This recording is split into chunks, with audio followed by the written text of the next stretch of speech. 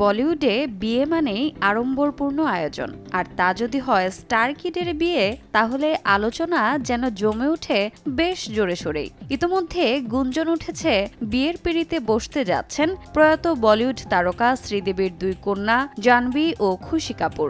সেই সাথে নিজেরাই শেয়ার করেছেন বিয়ের প্ল্যানিং। শেখর পাহাড়িয়ার সাথে জাহ্নবীর প্রেমের গুঞ্জন রয়েছে বেশ আগে থেকেই। জয়া আখতারের দ্য আর্চিজে একসঙ্গে কাজ করার পর প্রেমে জড়িয়েছেন বেদাঙ্গ রায়না ও খুশি। আজকাল একাধিক জায়গায় এই 2 যুগল ধরা পড়েন পাপারাজ্জিদের ক্যামেরায়। বিয়ের প্ল্যানিং নিয়ে জাহ্নবী জানালেন তার বিয়ে হবে একেবারেই ছিমছাম ভাবে। বিয়ের ক্ষেত্রে তিনি বেছে নেবেন তিরুপতি। সাবেকি সাজি বেশি পছন্দ তার।